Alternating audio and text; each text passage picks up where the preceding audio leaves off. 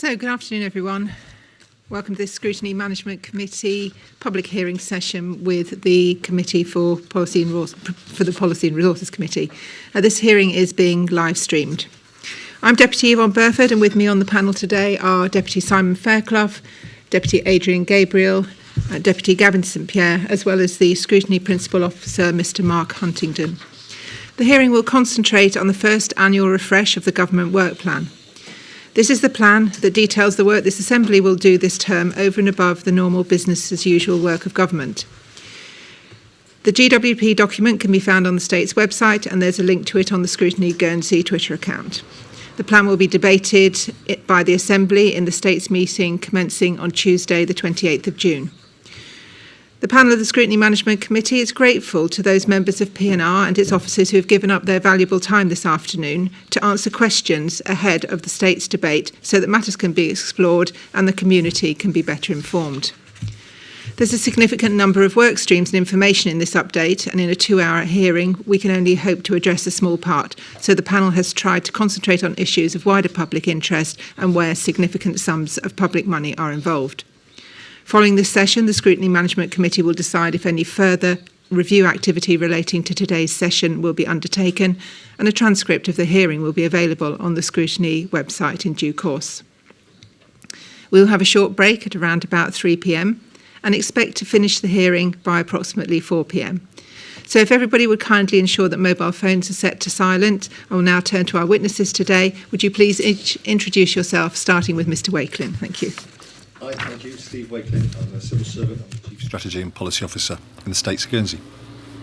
Deputy Jonathan Lattock, Member of Policy and Resources, Lead for External and Constitutional Affairs. Deputy Heidi Salisbury, Vice President of Policy and Resources Committee. Peter Fairbrass, President of the Committee. Mark Hellier, Deputy and Treasury Lead on Policy and Resources. And Beth Ann Haynes, Chief Resources Officer. So, starting off then, what progress has been made on negotiations with Jersey and Condor on a long-term operating agreement? I think I can start on that. And perhaps if I could ask Mr Wakelin to jump in, because he's the man who keeps us informed.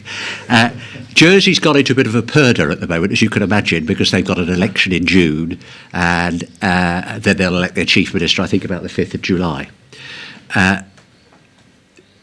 We've had regular discussions. We've had some at political level, but officer level considerably more with our colleagues in Jersey. And the likelihood is that we will be hopefully entering into if I could call it a tripartite agreement with Jersey in relation to the operating agreement. But the purchase of the vessel will be something that will be a Guernsey activity. The investment fund will have a commercial return and will be very much will follow on. I mean, the two will come together, if you understand what I mean by that. That's the intent at the moment. Is there anything you want to add, Steve, to that? Actually, this morning we had a call with officers from the States of Jersey and also from the ports of Jersey, who are obviously separate and distinct entities, and the conversations are continuing, albeit Jersey, as the President has said, is in purdah. Further information has been requested by both the States of Jersey and the States of Guernsey and the ports of Jersey from Condor that's been shared and that the officers and others are looking through at the moment. So progress is being made. Okay. 4.5 months ago at the last hearing, you announced the purchase of a boat, so that's still very much on track, is it?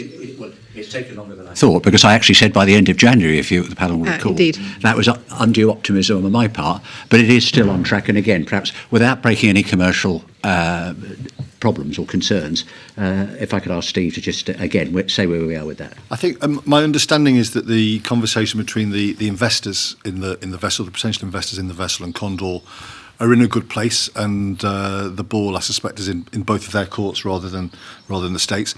I think the discussions with Jersey have included that as well, because the most important part, perhaps, of a long-term operating agreement is a plan for investment and to understand around investment and reconfiguration of the fleet over time, not just in terms of schedule, capacity and demand, but also, of course, with the different environmental standards there'll be for vessels in the coming 5, 10, 15 years as well.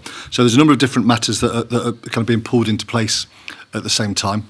I think it's a matter of public record that at the moment the operating agreement is in the wind down period. Jersey's operating agreement is a bilateral one with Condor, and so that hopefully will help us to accelerate the process. Okay, and what's the role of the Liberation in this going forward? Is that something that is part of this negotiation? Well, we've had general discussion. It's nothing to do with the purchase of the vessel in the sense that, but we've had discussions which include what's going to happen to the Liberation and other requirements, as Mr. Wakeland has said, because other vessels in the fleet will need replacing in a relatively short period of time, and that's all been subject to all part of the discussions. Right, but there's no sort of firm decision on the Liberation that you're able to share? Absolutely correct. Right. Okay, thank you.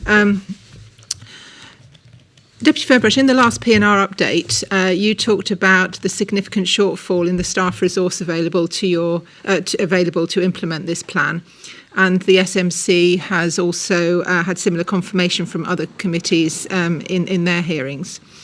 How will you ensure the States has the staff resources available within the public sector to deliver this revised and pruned down version?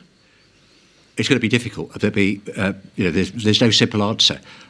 Appendix 1 shows the monitoring report, what's happened over the last 12 months or so. This is meant to be, and again, we don't know the final form of it because it may well be amended between now and the 28th, 29th of June when it's debated. All we can do is say that we will make our best efforts to ensure that there's such resourcing as may be available. But certainly no guarantee can be given by policy and resources that all the resources will be there to meet all the requirements. I don't know if the Vice President wants to add anything to that. No, I mean, the States is experiencing the same issues as the rest of Guernsey and further afield, getting people that are needed to fill roles. At the same time, we don't want the States to be taking all staff that could be helping grow the economy. So it's very difficult. But again, if we find that we can't get the resources, we'll have to adjust things as we go. But we're working on the basis that and how this has been planned was that it can be done with the resources that we have or resources that we know that we can get hold of. Whether we can or not is another matter. We've lost, I think, 4 people from the policy team itself for different reasons. It's some wanting to go back to the UK, they haven't settled here, others finding a new opportunities to develop themselves that they haven't been able to do before. So it's all manner of different reasons, but we're going to have to resource that up to make sure that we can do quite a bit that's in the plan. But we're facing the same issues as the rest of the businesses in Guernsey. Yes. So to add to that, the DPA have lost 4 or 5 planning officers who just find it very difficult to recruit. They're trying in the UK, as you would expect. But again, that's an important cog in the workings of the States. So it comes to the point, because when we talk about resources, obviously we have financial resources, we have staff resources, and although obviously staff are a financial cost, but in this case you are talking specifically about finding the right staff rather than having the money to pay for the staff. Yeah, I mean that's been the case for a while now. It's not so much the money; it's about finding the people to take the posts on that we need. Yeah. So the answer to the question is yes. And so are measures being taken to address that shortfall, maybe by increasing the attractiveness of the packages or looking further afield? It will depend on what the jobs are in different parts of the States. But yeah, I mean that absolutely thinking about how we can do things differently, and I think we've got to box clever on this and say, well, making it attractive. At the same time, we're looking at how we get people, if they come over here, to find houses. So that's the difficult situation we're in. Mm-hmm. And some people say, oh, why has this been going on and on? But it hasn't really. It's something that's definitely been post-pandemic. A lot of people coming over here. I mean, we didn't have these issues before. There's always been an issue in trying to attract people here and hoping they'll stay. But that the situation we're in now, post-pandemic, is very different from what it was before. And we've got to be very careful that what we do is not dealing with a short-term issue, but making sure that what we've got is something that's sustainable for the future. And as the policy and resources as employer, are you mindful of, when there's a pressure on to find staff, that nevertheless you still need to find the right staff? Indeed. Absolutely. Indeed, there's no point just filling a hole, filling a job with a person who's not satisfactory. Mr Wakelin. I was going to add to that point, and particularly the point that Deputy Salisbury made as well, about doing things differently and making them sustainable. So one of the examples of that is how the Committee for the Environment and Infrastructure has established a nature commission. So working with partners in the island, where there is not just capacity but also significant capability from the voluntary sector, from the community foundation and others. And that's a very different way of trying to approach still meeting the priorities of government, in that case the strategy for nature, and trying to find other ways of bringing resourcing in as well. So that commissioning part of it becomes important over time too, and hopefully that'll be an example that will enable us to do more of that. So there's no guarantees that other work won't be removed from the plan in that case? Well, this will be, in its final form, the state's plan, and that's not just a mantra, that's an effect. All the states members can do in their various committees is try to ensure that as much work is done as possible. But I mean, I gave an example, it was just an example before, of the planners being 4 or 5 planning officers down. What they can do with their vast workload will be determined as to whether they can get satisfactory planners to fill those holes. The key for it here is the priority actions that have been identified, whatever the states agree, the end of June. Those are where the resources will really go. Whatever resources we've got, that's where the focus will be. Then it's what resources we plan for, that make sure that we've got resources for other work, but that might not happen because changes in personnel, other stuff relating to these actions might make it harder. We're dealing with the whole of the state, so many different things. It's like the goalposts are moving all the time, but this is trying to get some kind of order into the whole system of government as much as we can. Okay, thank you. Are you satisfied then, Deputy Salisbury, that you've got the staff to meet the priority actions, such as I understand that there are gaps in the states, but in terms of those priorities that you've identified this time round. Well, what I can say from a policy point of view, those policy officers that are needed, losing 4 people, is going to need that they are going to be replaced, but that will take some time to get people up to speed. So yes, there are real difficulties in being able to manage it. It's just because of the environment that we're in, but that's where the full resources will go, and that's where the focus will be. Whilst we're talking about priority actions, there's an interesting sentence right at the very last sentence of the policy letter, where you say the committee, however, is not unanimous in its agreement that all the actions listed in category 1 should be priority recovery actions when compared to other pressing issues and priorities, and as such this should not be seen as a priority recovery actions of the policy and resources committee. So you've emphasised that it's a matter ultimately for the states, but when you then look at Appendix 5 and Appendix 6. Appendix 6 is your comments on the committees. Yep. You don't draw out those comments any further. So could you just expand for us today on where the committee is in disagreement, either with itself or with the committees, in terms of what the priority recovery actions are or should be, please? As somebody who's in favour of all of them, I am in the majority in relation to that.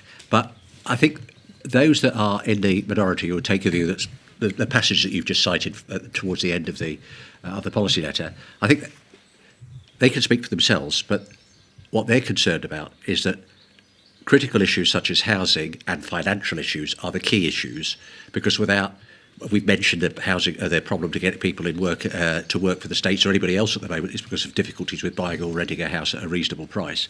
They're concerned about that, more of the economy. They don't ignore the rest. They don't say that the rest is bad. They just say, bearing in mind where we are, those are the issues that they should concentrate upon.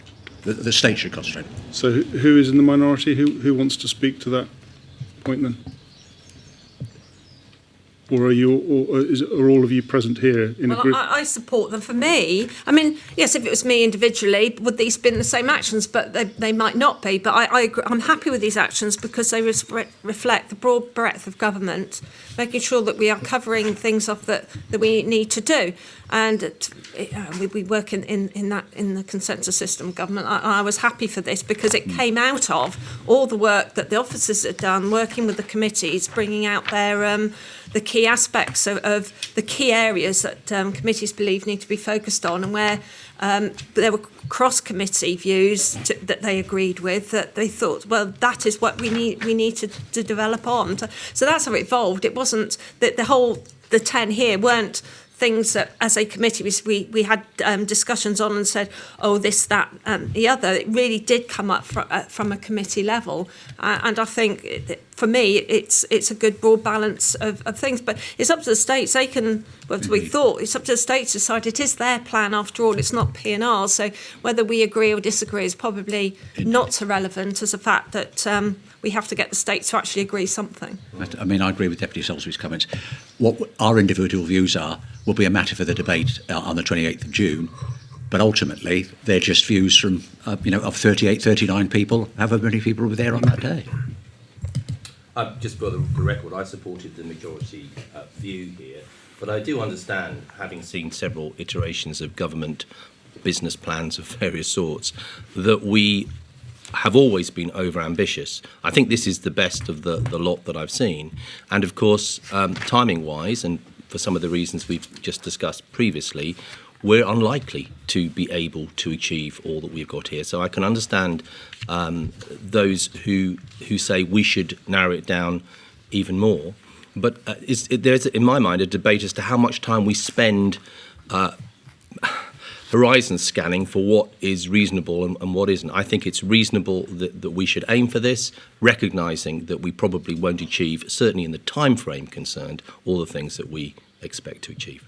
So, Deputy Hillier, do I take it you're in the minority? I was in the minority, yes, but I accept that we reached that view as a democratic process, and it is what it is. Right, but I'm not here to answer personal questions about my views. That's the committee view. Right, yeah, but the committee view, as expressed in the policy letter, is that you're not in unanimous agreement. So I'm trying to establish who's not in unanimous agreement, and you're part of that. Yes. And presumably Deputy Mahoney as well. Where is Deputy Mahoney? He's out behind at the moment. And Deputy Mahoney's position? Sorry? Deputy Mahoney's position? Well, Deputy Bailey can speak for his own position. I mean, I think one of the passages, and rightly you've drawn that to our attention, but the point is, this isn't a P&R plan. No, I understand that, yes. Sorry, yep. If I could just finish the point. It is, and we had a healthy debate. We always have healthy debates on every issue, but we had a healthy debate on this particular issue. Everybody's view was constructive, but certain people had different emphasis, that was all. And in fact, if you read, as I'm sure everybody has, from paragraph 1.8 of the policy letter, which quotes from a policy letter of the 12th of February 2021, and I think these words are equally appropriate today, the ambition of the new Assembly is prodigious and cannot easily be met, so the reality is that it will be making difficult decisions. And I think some of our colleagues were just saying, look, we should be sharper. They weren't criticising the process, they weren't being negative. We have consensus government, and we've made the decision that is recorded in the policy letter. Okay. My final point before I hand back to the Chair, and this is probably for officers to take away, I think actually if you had merged Appendix 5 and 6, it would have made it an easier read to read the comments of the committee and then the comments of the P&R against the comments of the committee. It would have just been a little easier to follow. So if that could be taken away as an action for the next version, please. Thank you, Chair. Deputy Fairclough, on to question 4. Yeah, just picking up on the actions, and we've referred to one already, actions raised by committees. The case for investment in a new dairy is discussed. It appears that P&R may not agree with the recommendations emanating from STSB, the State's Trading and Supervisory Board. Now, the Roffey-Fairbrush amendment that's been submitted for debate will, if successful, allow the project to be included in the 2023 plan. Could you tell us what the P&R position is regarding the timescale of constructing a new dairy? Well, it's a very difficult question because my previous role was president of the STSB. There were problems with the dairy then. It was built in early 1950s. It's had some work done to it along the years, but it's a patch and mend. And the latest figure that we were given was that the cost of replacing the dairy with all the kit that needs to be done moving along would be in excess of £35 million. Now, that was a figure that was significantly more than the figure that we've been quoted before. And our view was that it needed more, no pun intended, it needed more scrutiny. It needed more consideration. So, therefore, we weren't prepared to advance it this year. And what the amendment proposed by Deputy Roffey and seconded by me says is we'll look at it very much next year. Which effectively will set by resolution what we were intending to do anyway. Yeah. I think the majority of us here believe that a new dairy is needed. I was on the Dairy Review Board. I had a lot to do with the review that was debated in the last term but one, and I believe we very much need it. But it was around what are the specifications, and what are we actually getting here? Do we need what was in there? And I think we need to be just a bit more forensic in what we end up with, instead of just saying, right, we need a big specs done. And I have to say that the work done by the people that we used to specify and show what was needed in a dairy and the research they did was very good. It was very comprehensive, very good. But we're just questioning, so look, we've got to look at value for money. Do we need that bit of kit specifically? Does it need to be that size? It's just so as we've got more assurance that we are spending the money wisely. So it's not stopping things. It's just making sure that before we get through to all various business cases, that we've got something we can work with. And then after that, of course, it's making sure that we've got the money for it. Because at the moment, if we support the dairy and put that as delivery, it's extra money that's going to have to be found. And how important is the dairy industry to Guernsey, would you say? I'd say very important. Oh, great. Yeah. Sorry, I didn't mean to interrupt you. Very dangerous for me to do that. But it's very important. As an economic neighbour, I don't think I would look at it from that. But it was like I read an article from Jeremy Clarkson something the other day, and he was saying, look, he was making the point that in relation to certain places in Wales, you finance sheep farms because it's good for the environment, it's good for the countryside, but it's never going to make any money. Now, farms in Guernsey are small, even the biggest farm is small, but if we didn't have a dairy, we would have cheap imported English milk, we would lose our countryside, we would lose our herd, and Guernsey would be a much worse place. So, speaking personally, I think a new dairy is important. Yeah, and for me, people say, well, it's going to lose money. What's the point in doing it? We shouldn't be involved, but because it's costing us a lot of money every year. But for me, we spend lots of money on education and on health. We're not expecting there to be a monetary return on that. And so in the same way as we invest in education, we invest in health, it's investing in the environment. So that's where I come from anyway.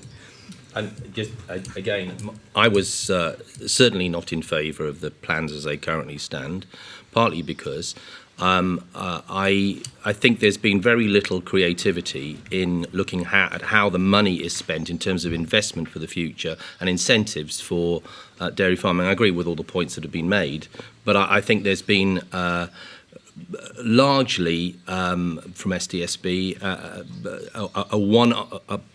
one answer to the problem, and I don't think they've seriously looked at the whole industry generally and how we can create something that is more creative and entrepreneurial in the future. And so from that point of view, I wasn't happy to support it as it is, apart from the fact that the price keeps on going up. Yes. Would it be fair to say that a £35 million given expenditure on a declining industry is not a good idea, as opposed to your words earlier, patch and mend? Well, I think the point in relation to that is that, following on from Deputy Latoc's point, I believe there should be a new dairy, but I'm not sure that £35 million is. It could be honed, it could be cut back, and we could still have an effective new dairy. Certainly a number of millions Deputy Gabriel's got to be spent on it, but whether it's 10, 15, 20 or whatever is a matter that still needs further scrutiny. And there's a difference between a declining industry and a dead industry. If we don't invest, if the dairy breaks down, then that will be an issue. We do see that there are potential savings to be made when there is a new dairy, and I think that will have to be factored into the final decision. I think it's a changing industry, and I think it needs to be recognised that there needs to be different emphasis and there are opportunities for that. And we have a number of entrepreneur products that we could look into, but in terms of what's currently on the table, it wouldn't do anything to stimulate that and incentivise it. And I think that really does need to be looked into. I mean, outside of the island, apart from anything else, in terms of branding, probably until the literary and potato peel pie thing came along, if you said you came from Guernsey, in many parts of the world, they said, oh, where the cows come from. And that is something that I think helps to put Guernsey on the map, not just in the traditional way, perhaps, that it's seen in some economic setting. So I do think it's worthwhile investing, but we've got to do that wisely. At the moment, I'm not satisfied that this is wise investment. Can I just add, I grew up in a dairy family. My grandfather was a dairy farmer. So we have to accept that the guardians of our environment are, largely speaking, in the island, are farmers. So just shutting down a dairy or having an industry that's dying is not a financial answer to the problem of how do you look after the environment if those individuals are not there. So we may be paying a stealth tax for our milk at the moment, which we effectively are, because quite a substantial amount of it's just poured down the drain, having been bought by the dairy. But equally, the States is not very good at running commercial businesses. And I say that we need to take both of those things into account, the costs and benefits of both of those sides of the argument. So would you be looking at privatising the dairy as a possible way forward? Well, I'm not sure that all of those options have been explored, and I'm not by no means an expert in it. I've not sat on STSB or on the dairy board, but I do think it needs another look at. Okay. We're jumping around a bit here, but obviously there's a lot in this plan. And on to paragraph 4.8, where it says there's been good progress in the reciprocal health agreement negotiations with the UK. When will we see the outcome of these negotiations? And can you give a ballpark on any expected annual cost of such a system? Very soon. I think Deputy Salisbury really is the expert on it. Yeah, the negotiations on this began previous term when I was in a different seat, and it was actually responsibility for P&R to run with it, which we have done this term. Things have been delayed because of COVID, and as the UK things have been ebbing and flowing. But we are reviewing draft policy letters tomorrow, and hopefully for debate in the States by the end of July debate.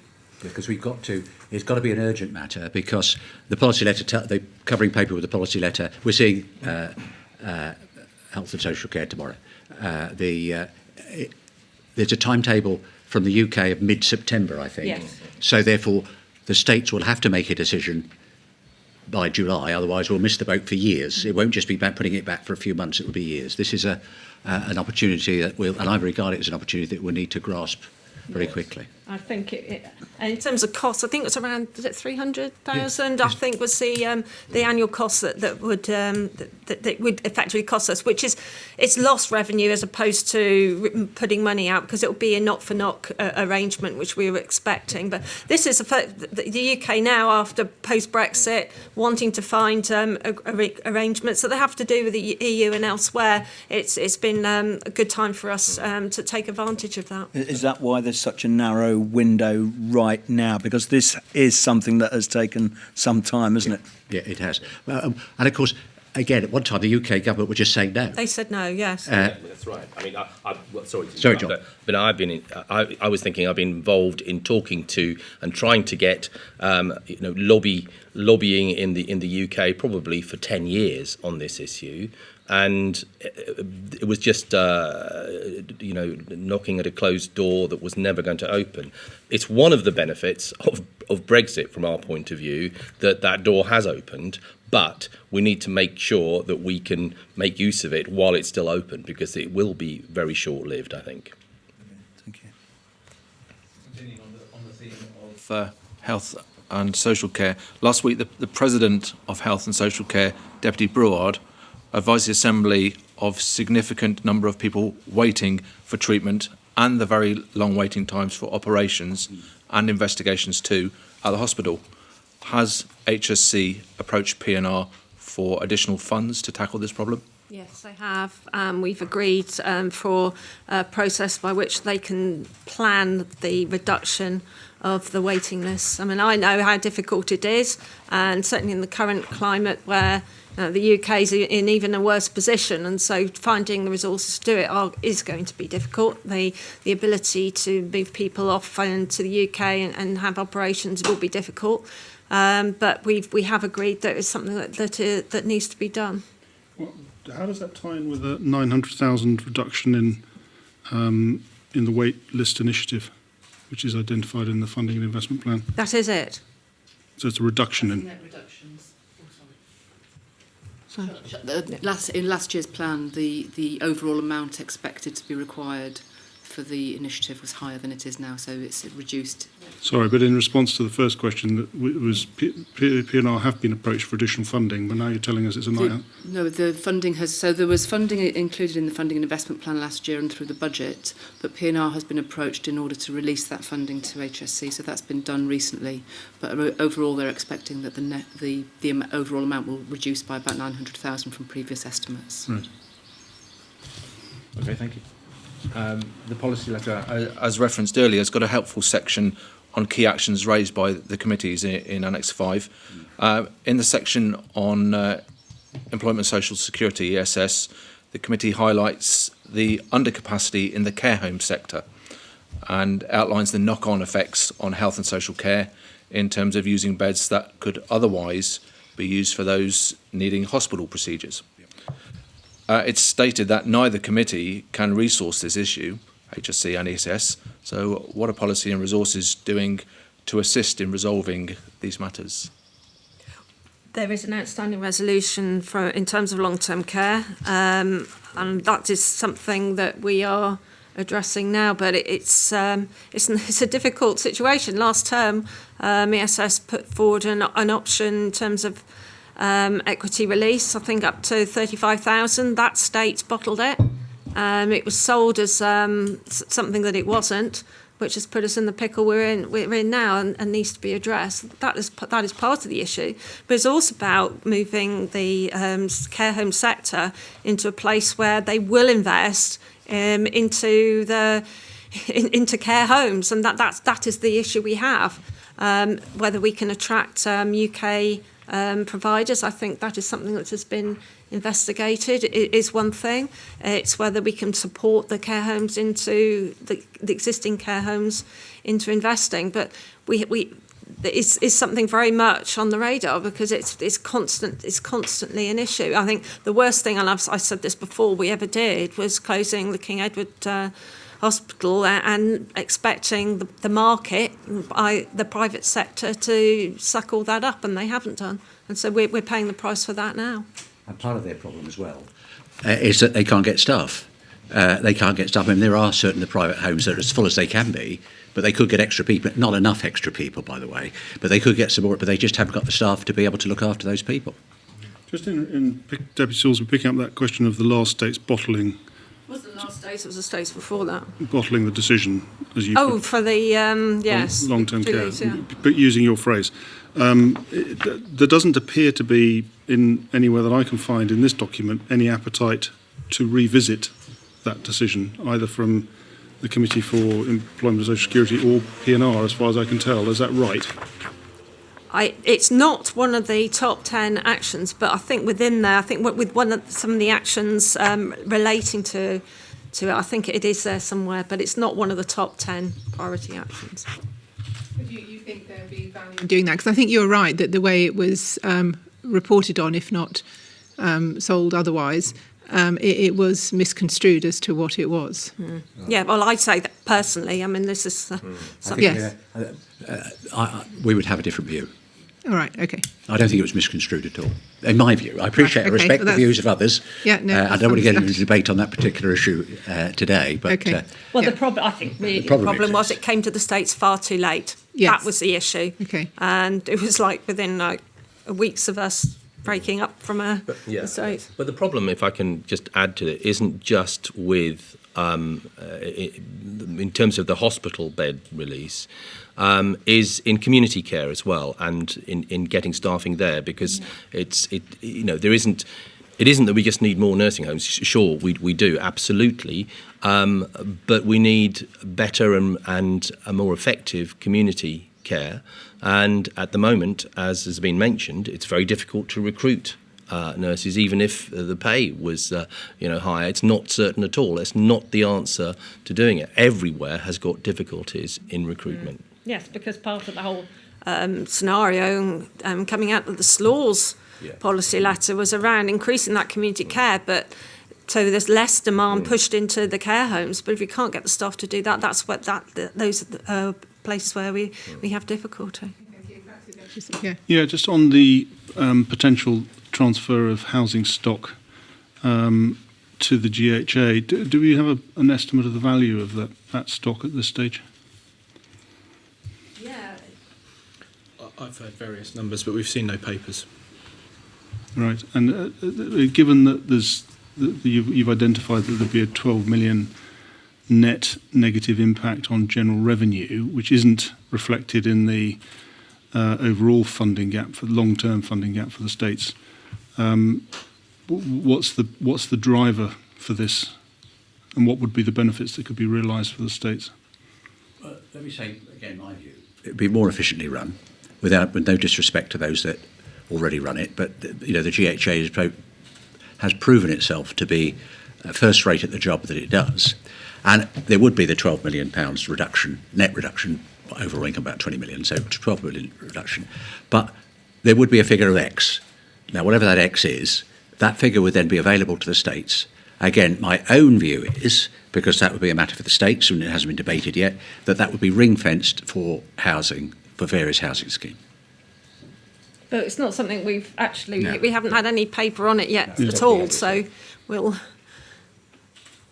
Okay. I'm just going, if I may, I'm going to delve into the funding and investment plan, which will mainly probably be questions for Deputy Hellier and the Chief Resources Officer. Are we going to be changing the job title on the banknotes to reflect the new role? If we could turn to the graph, the table under 4.1 in Appendix 8. We say at 4.4 that 4.1. You say in 4.4 that income tax has grown very significantly in 2021, but it's going to grow more slowly in 2022 to 2025. But actually, in 4.1, we basically have no growth at all in income tax. It's flat. I think the numbers that are in the table assume that secondary pensions is implemented next year, and of course that has an impact on our income tax receipts. Yeah. So that's largely explains that flat. Thank you. Continuing on that, further down that table, unallocated savings of 1.1. What do they relate to? I mean, it looks like a finger in the air.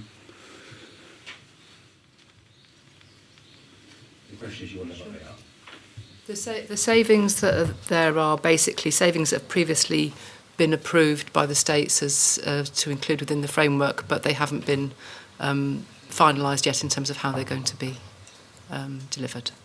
So that's different from transformation savings. Yes.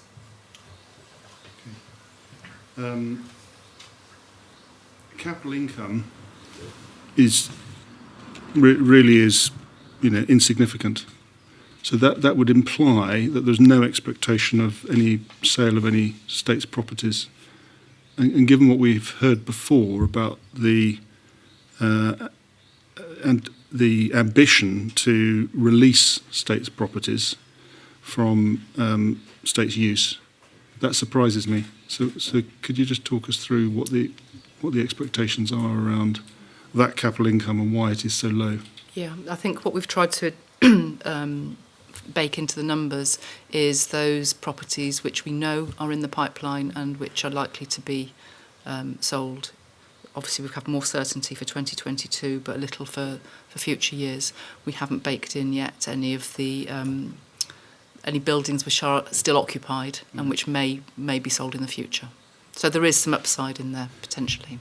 But politically, how satisfied are you with the speed of progress in terms of the realisation of properties? Because that is almost, dare I say it, not worth bothering with. It is so insignificant in the scale of the state's finances that would suggest that progress is glacial. Would you agree with that? Well, it's about It's about around the preparation and the property target operating model, the work being done on that, which has now started and is we're getting momentum on that. Everything needed quite a bit of a restructure at the beginning of term, but I think it's moving quite quickly now.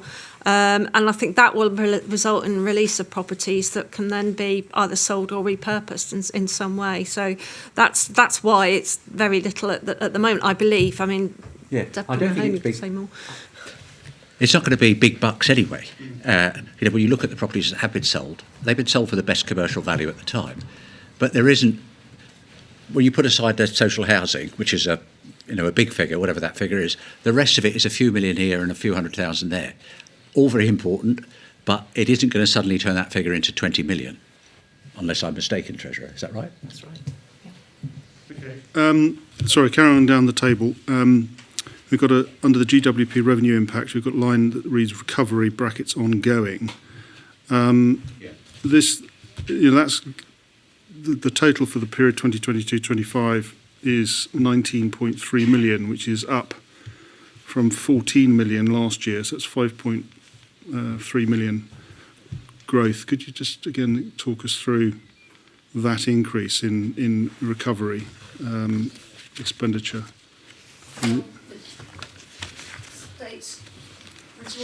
Chief, whatever that new title is, I think that links back to the tables further along, doesn't it not? And it's links. So you've got ongoing total and one-off total. It's not, pages aren't numbered, but it's the end of there. Quite a lot the long tables in the end of that appendix. Well, I'm glad you've drawn attention to Annex 3 because I was going to ask a question about that because obviously there's an awful lot of blanks in Annex 3, which suggests that quite a lot of the recovery actions haven't been costed or any estimate of the resources made. Is that correct? Well, in some areas, of course, you're not going to have full costings and know what they are. I mean, the focus here is on what resources do we need to do that work. In some areas, it might not need resources. Another areas it might be that it's because their actions are for later in the term and we won't be costing them yet. I don't know whether Steve, you've got any more you'd like to add on that. No, I think that's correct. Lots of work is going on with officers to take to committees as well around what the funding would look like, and in part of it, some of the steps that will be taken are dependent on what the States agrees in due course as well. So you would expect, based on those responses, then that this plan this time next year, that recovery line will be up again, as you've identified further recovery. No, not necessarily, because some things all fall away, or we decide we're not going to do them at all, or we've already done them. So it's going to be moving. I mean, it is transitional. I think we have to remember it started from ground zero, as it were, and working our way up in terms of trying to have a more detailed plan as we can. I think by the end of the term, we'll have something that will be a really good resource for the next states to run with it and have the background with which to make decisions quite early in that term in a way that hasn't been so easy this term, but although we have been working at quite some speed. Okay. I'm going to keep moving. I'm just conscious of time. There's quite a few questions to get through. Transformation savings, the next line, has obviously fallen significantly. And I mean, I think probably the overall thing of note in relation to this plan is the expectations of savings have pretty well evaporated across the board. But certainly in relation to transformation, we're throwing an awful lot of money at transformation, but expecting to get very little back from it. And again, I'd be welcome some, I guess, particularly from the Treasury. I think that it was ill thought out when it was started off previously, and I think that because I was one of the people that, as president of the STSB, that supported it on the basis that I thought those putting it forward had more detail and more information than they did. Once the surface was scratched, there was very little substance. And it's turned out to be a disappointment. That's not to say that people haven't done their best. It's cost more than it should to bring the benefit that it has. And you're right. I mean, for 2023, for there to be 900,000, 2024, 1.8 million, 2025, 2.6 million, those are, to me, disappointing figures. Better than nothing, but it is a disappointment. Yeah, I mean, it lead up to, we're looking at 4.2 million recurring savings. But I think the whole thing was started from the wrong direction. It was this big picture thing and about getting rid of 200 posts and complete transformation here and everything like that. When there should have been a focus on HR transformation, how those processes work, and finance transformation. The actual bare bones and nitty gritty of how does the states do things. Getting that sorted first before going to the big transformational changes. And I think just looking at it and where we are now, I think back last term, I have to say, I do think it was the wrong way around. Now, I know I was critical of the concepts at the beginning, but I do think that that's how it's played out. Saying that, what has been done is the right thing to do in terms of the service to the community, how things are done, because it'll save money in the long run by having more efficient and effective processes, which is always going to be important. We've got throughout the states different ways of doing things, not very digitalised, and it's not designed for the public, for those people who want to use our services. It's much more designed for the people running the services than for the people who need them. So it's absolutely the right thing to do. I just think, probably the Eric Morecambe way of doing things, not necessarily in the right order. But are we capturing the benefits of these transformation programs? Yes, I mean, because that's not spelt out in here. In essence, if we're not doing it for the savings, we must be doing it for another reason. Well, that is not true. We are doing it for savings as well. I just think what was very much vaunted about 200 posts going and how easy that would be was definitely the wrong approach to take. It's always about making things work better. For me, if you get the model right, the finances will follow, and that is what we're doing at the moment. I think there will be more savings on the over £1 million we have saved already, 1.1 million, I think there's 1.5 million, even better. So they are happening, and we will see much more this year. It doesn't look like it from there, but actually I think there will be more realised savings over the next year. But also in relation to your point, it isn't just about saving money, although that's important. It is about improving the service to the public, and that costs money in itself. So that's transformation. You're transforming how you did things from how you. So it's a twofold purpose. I'm glad you said that, Deputy Fairbrusher, about delivering service to the public, because in the transformation expenditure forecast in Annex 2, you've got transformation and two large items in there. One of them being 21.6 million for the MyGov programme. Yeah. Could you explain in more detail, please, what that programme will entail and how the benefits will be realised and when for an investment of that size? Well, it started. I mean, that's the whole programme that's been going on since last term, since 2015.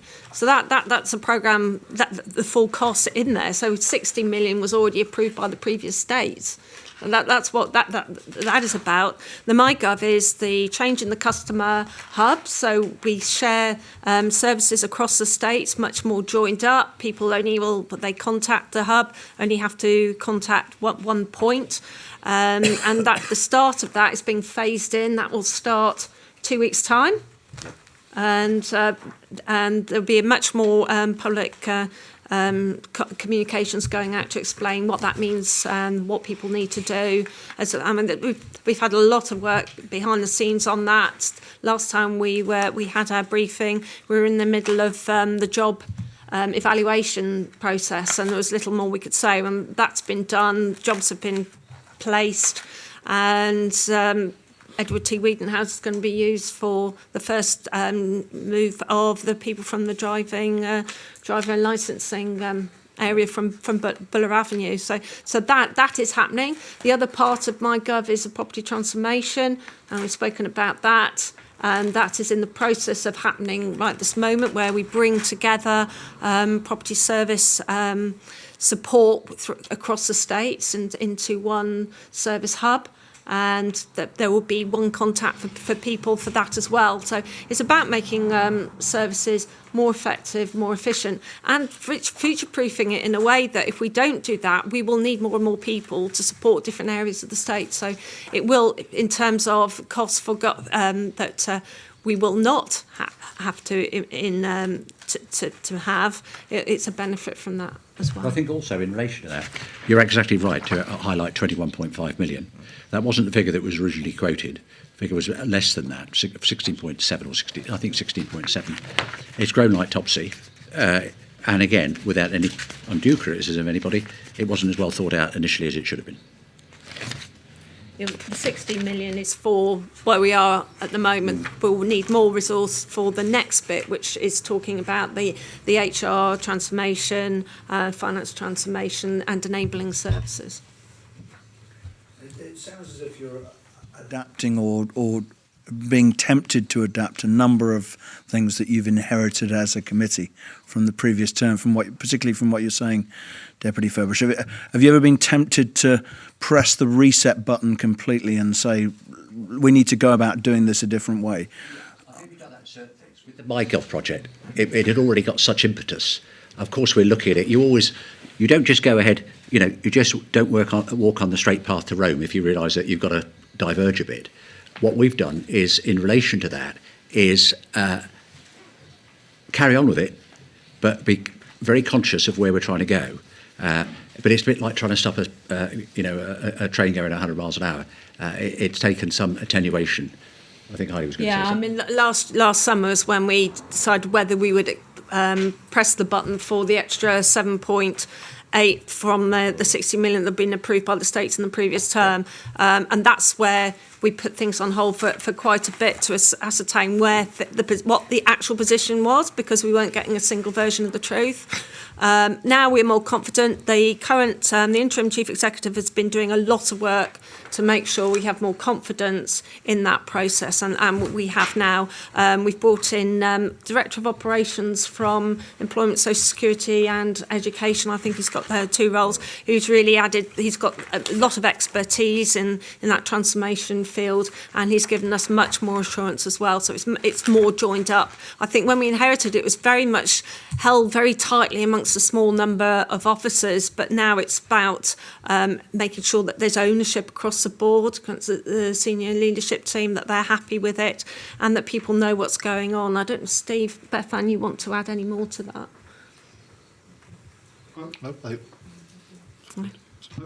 Can I pursue some questions on Annex 2 whilst we've got it in front of you, given on the back of Deputy Gabriel's question?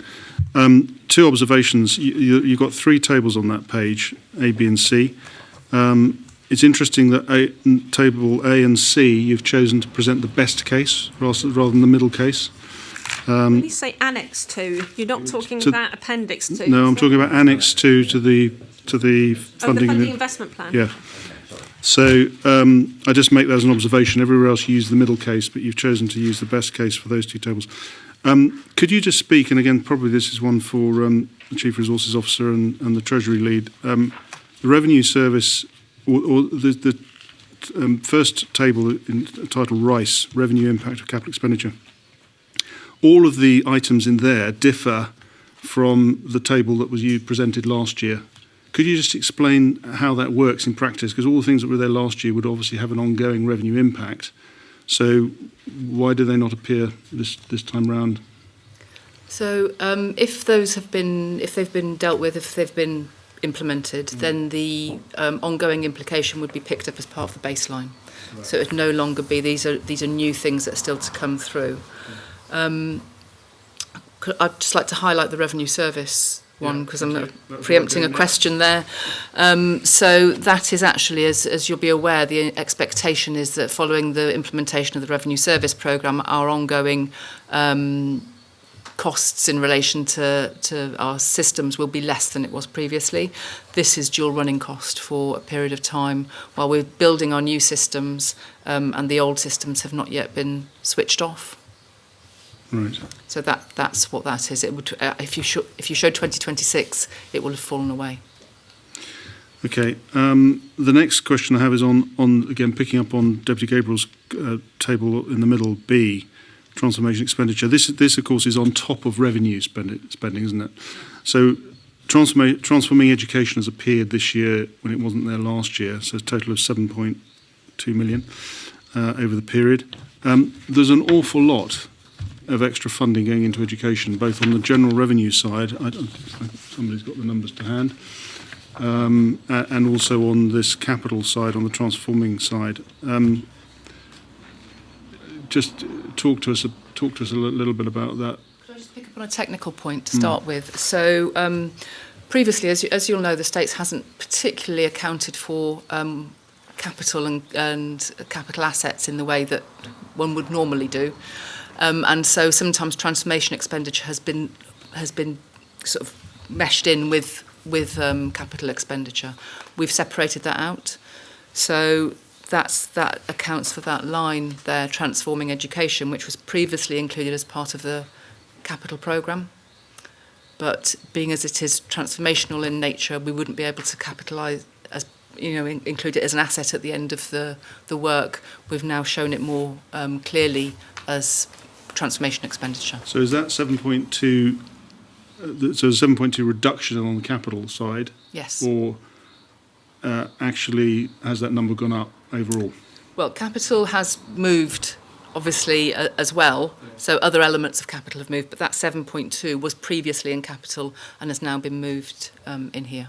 Right, because when you then turn back to the table on 4.8, there's another 9.4 million, which is 5 million extra for promoting education, skills and learning. By the way, this, just so you know, this table doesn't actually tie in with the Annex, with Annex 3. And the differences are, in relation to education and invest in the finance sector, your totals don't cross-refer. The Annex 3 to the plan, you've got 2.5 million for investing in finance sector and 8.8 million for education. But nonetheless, let's work with what you've got on this table, which is an additional 9.4 million, 5 million up on last year. There is a note here at the bottom of that page which accounts for about 2.8 million of that. If you read that note, it talks about recovery actions and so on, but there's quite a bit missing. I'm just trying to get my head round the gap between the 2.8 that you've explained to us in note 5 and the 5 million change between 21 and 22. I'm afraid I don't have an answer to that off the top of my head. I would need to go and look at the numbers in more detail. Okay, I mean, it is a big number. Yep. And of all the numbers that have moved in the entire plan, the biggest ones relate to education. So, which is why I put to you again that the thing that has significantly changed in the last 12 months is a lot more money is being pumped into education. Some of it purports to be related to recovery from COVID, but the rest of it really is about funding the existing system. I think an additional 35 posts. That's right, 35 posts.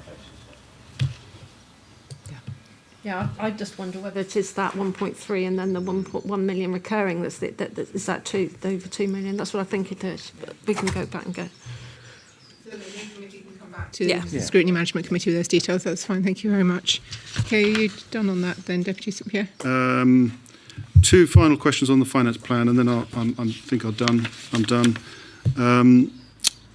Budget measures. You've abandoned any budget measures for 2022 and not really expecting much in the following 2 years. Again, that's clearly a political decision, so perhaps that might be one for Deputy Hellier to explain. No, there will be some provisions in the budget, but they don't form part of the government work plan. They sit outside of that. So we've taken various comments from members, which will be built in when we get to that point. Sorry, how can it not have an impact on the plan? Because it's going to either raise or reduce revenue. Yes. But the net effect is nil. Yes, the net effect is nil. That's what's being planned for at the moment. Okay. But when we get to the budget, it might look slightly different. Yeah. So it could be an improvement if we actually introduce new measures in the budget, and so that will show in next year's update of the plan. That's right. Thank you. Could I just provide a slight clarification as well? For 2022, those budget measures have been approved by the states and therefore are included in our baseline. Okay. And for 2023 and ongoing years, that indicates the amount that's been approved by the states. Right. So that is the minimum amount that needs to be delivered through budget measures over this period as approved in last year's government work plan. Yeah. And then my final question, net investment return for 2022, you've got 46.1 million. So what rate of return are you assuming for 2022? And are you still comfortable with that, given events? And I know this plan was only put to bed on the 12th of May, but... I think you can only go with best estimates, reasonable estimates, based on the professional advice that we get. And but when the plan was created, when this was drafted, which is now, as you say, quite some time ago, that was a reasonable estimate. I'd have to say now it looks quite an uphill struggle. What does that translate into as well? The assumption is 2.5% real, in line with the investment objective, and that's been forecast all the way through. Right. But yes, in light of recent conditions, that might. So that must be one of your significant risks on the outturn. Of course, absolutely. Last year was a good year. This year may well not be, for reasons we all know. Yeah. Yes, I mean it was particularly. We were particularly lucky because we had some windfalls as a result of swings in the market and so on. And that we are going into an environment that many people that work in finance have never seen before. I'm unlucky to have lived through a high interest rate environment in the past. Many people haven't, so that is one of the reasons for being less confident about that approach. But if it needs to be revised before the budget, then it will be. Okay, thank you. Right, just shortly before we break, just a couple of hopefully quick questions and then we'll take a short break. At the last hearing, Deputy Mahoney had just announced plans to see 94 and 5-bedroom homes created on greenfields and agricultural land surrounding the Cattell Hospital. Can you just update the panel, please, as to what further work, if any, has been undertaken on that proposal? I think at the moment, none particularly. No, we I haven't seen don't think anything. we've advanced it at all in the 4 months or so that has passed. Okay, thank you. That was a quick answer. And then finally for this part, the recent decisions taken in the States in respect of the Development Agency require the Assembly to decide on how the harbours will be configured. And then following that, the DPA will produce the local planning briefs necessary for guiding development on the East Coast, in particular the harbour action areas. This process is expected to take 2 years. What will the Development Agency be doing during those 2 years, and how will it meet its objective of being self-funding in that time? Well, I think in relation to self-funding, we'll be expecting the executive and the directors, call it whatever you will, of the agency to assist us in regard to ideas for self-funding. As to the harbour, the intention is to bring a policy letter to the States before the end of this year. Might be October, November, but before the end of this year. Because one of the things the Development Agency is going to have to grapple with is what's the State's appetite. For example, should there be a third harbour? Should we concentrate our efforts on St Peter Port or St Sampson's or whatever? And that's something that we believe in our early discussions is something that the State should say what it wants. Okay, and I certainly understand that. So if that happens in 6 months, let's say we have a decision on the State's direction for how the harbour should be developed. Nevertheless, until the local planning briefs come out, is there not a limited amount that the Development Agency can do? Yeah, well, of course there is, because the local planning briefs are important part of the exercise. Mm-hmm. There is some work they could do, but this is a long-term project, the Development Agency. There are some things that they might be able to do in early course, but I think it's the medium course before we're going to see any, again, especially my personal view, and it's still early. We haven't even appointed anybody to run it yet, but that is being done now as we speak. I mean, we're going through that process. That it will be a medium term before we see any real results. So is it premature to be setting up a development agency when we've got 2 years of work to do before I don't think really... it's premature. You've got to start somewhere. I don't think it's premature at all. Okay, but you feel that they could nevertheless be self-funding within 2 years, even with... They will tell us they can't, and then we'll have to go say to the States, the expectations that it would be self-funding after 2 years haven't been met, and this is the situation. Okay. Whatever that may be at the time. Right, thank you very much. We'll take a short break, if we can be back by 3:10 on the clock up there. Thank you.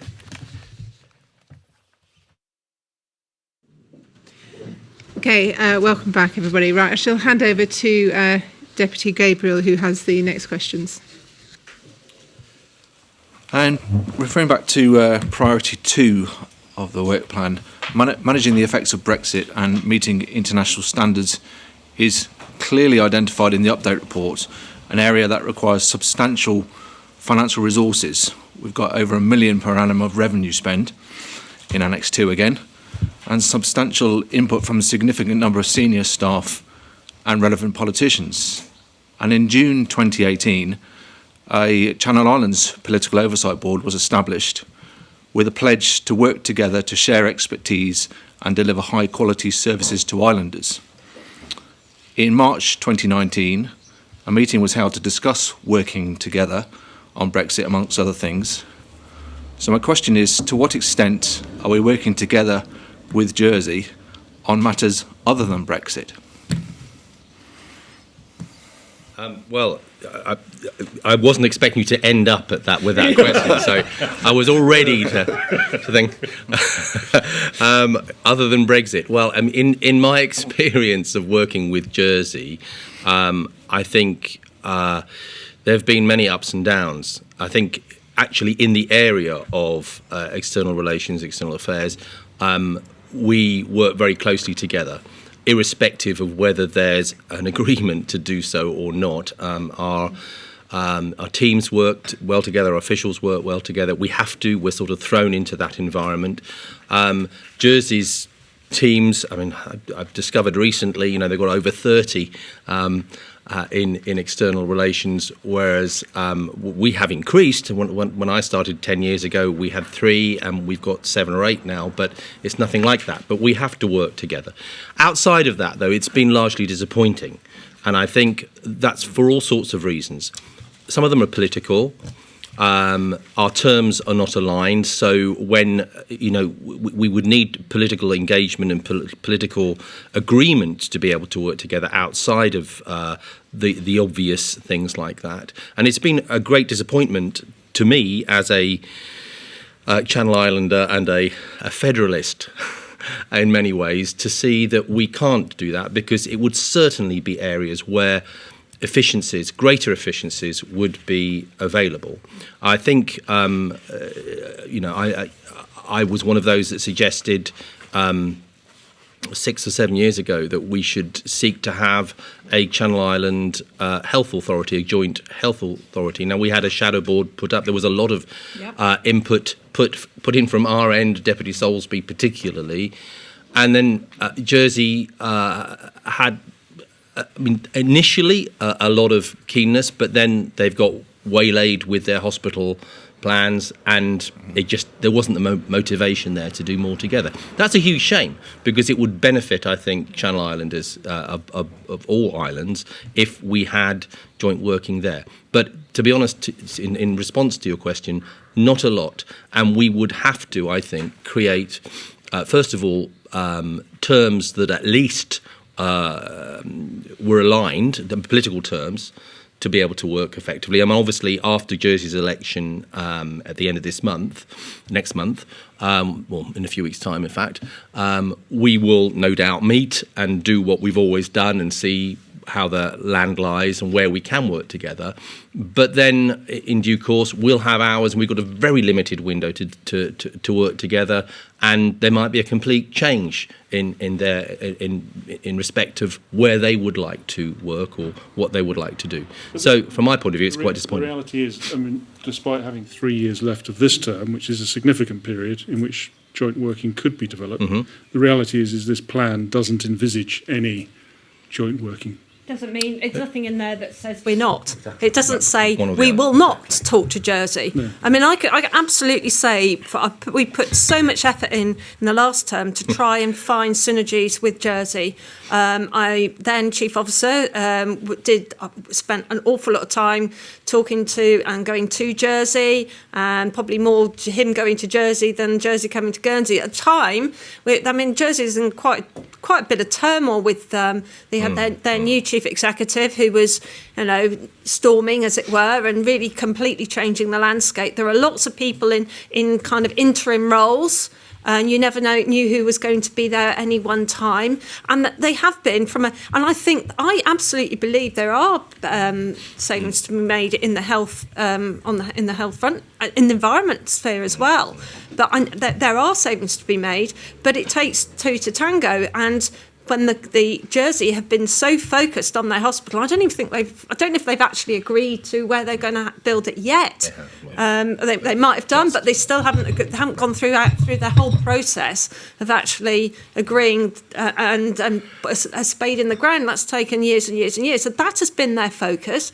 I know that the discussions about stuff that they could run out of Jersey, which Guernsey could benefit from, but that's their view. And from a health point of view, we've got strong relationships with Southampton in terms of the oncology and different tertiary care that we will have to think of what is in the best interests of the Guernsey public before we move that. We did look at when our previous Director of Public Health retired. We thought we did do quite a bit of work to see could we have a Channel Islands Director of Public Health.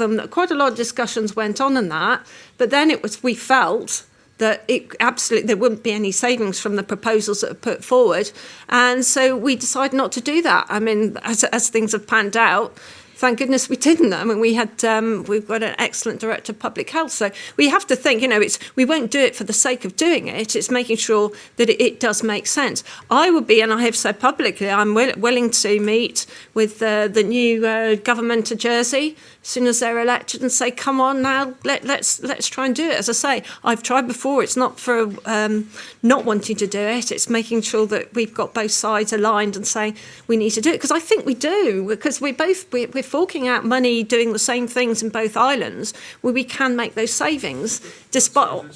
But just to be clear, what you're saying in practice is that joint working may happen, but it's not a priority for it to be happening because it's not being prioritised through this process. If the new government come in and want to work together, then it would need to be reprioritised through this process.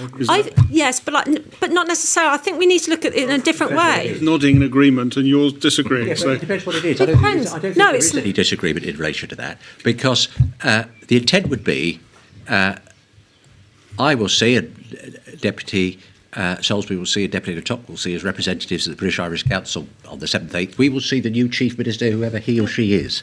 And we would intend to speak to him or her and say, as you said, we've got 3 years left, they'll have 4 years left. Sit down, what can we do? Now, whether it falls strictly within this, whether we need to reprioritise things, it doesn't seem to me that necessarily we will, because it depends on what the issues are. It really will depend. And that's where I'm going. It depends on where we are. It's not necessarily saying right now we need to work with Jersey. It's about saying as we do things and as we change how we're looking at things, think, is there an opportunity to work with Jersey here? It's just as a mind, for me, it's more mindset than saying, right, we need to talk to Jersey, because I don't think it ever works doing that, in putting a load of politicians together and having a nice chat over sandwiches and saying, yes, we all want to work together. It's about instilling this within the normal BAU of government, saying, we're doing it this way. Is there a better way of doing it? And that's up to different committees to think, we need to make savings. We need to be more effective as we're going along. Can we do it better? And I think that's where I... Yeah, no, I don't disagree with that. I don't think there's disagreement here. I think if we... let's put it the other way around. If we did have a priority in here to work more with Jersey, you would be criticising us for not being able to fulfil that effectively because it takes two to tango. And so I think we do need to recognise the limitations of what we can prioritise when it comes to that. However, having said that, there's some of working with Jersey that for us should be just business as usual, and we should seek to do that as wherever possible, where it makes sense, and where it's within our control to do so. Do you think the desire from Jersey is not as strong because they're much larger and therefore they already have economies of scale that we don't have? I think it's twofold. I think they not only have economies of scale that we don't already have, they have problems we don't have, and I think therefore there's always a fear from our point of view that we will be subsumed by Jersey's issues, and I think that's a relatively logical fear. But from their end, I think. We've got problems they don't have. We have bailiwick issues regarding other islands that they don't have to deal with. But if we could overcome that in some way, I think it would require probably quite a high-level change of structure in both island governments. And if we're going to have a sustainable and long-term agreement on something, and that's not something that at the moment is appropriate for us to resource. We don't want to give up on it. There may be, I don't know what the maybe would be, there may be one or two key issues that we will be able to develop and work with Jersey on. And we can do that at the moment where there's good relationship. You know, I've had a good relationship with a number of years with Senator Gorst, and that can work. But it's obviously dependent on some of those things, and at the moment, that's where we are. Thank you. Perhaps a question you might have been expecting in relation to Brexit. To what extent do you think that the financial and staffing resources expended on dealing with responding to Brexit has hampered other government work streams, and what economic impact to the island it's had? That's a very good question. I think it's probably too much for me to surmise exactly how that has affected. I do see particularly now more opportunities than negatives, particularly in the areas of new trade deals, and that is going very well. We are managing to keep pace with the UK, which is moving very fast on a number of new free trade agreements, and there will be significant opportunities for Guernsey businesses there. However, there's no doubt that in the process to get where we are, and particularly during the heightened period of negotiations, staff had to focus on that in the midst of COVID and everything else as well. So it's a bit difficult to tell quite what was the issue. All we know is that the Brexit work became useful, ironically to some degree, in the COVID process, because we scoped some of the issues like supply chains, which otherwise we'd have had to start from scratch. So that was fortuitous. At the moment, I think we're in a steady but busy period of working on what the future opportunities might be for us, which is positive, and I'd like it to remain so. One quick fire question on Brexit before we move on. The Appendix 1 talks about increased staffing to deliver additional requirements post-Brexit.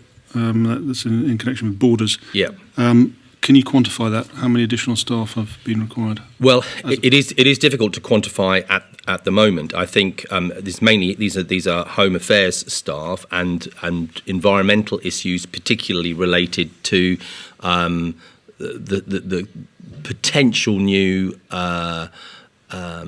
trade agreements we might enter into post-Brexit that would require border issues. We've obviously got some existing ones with the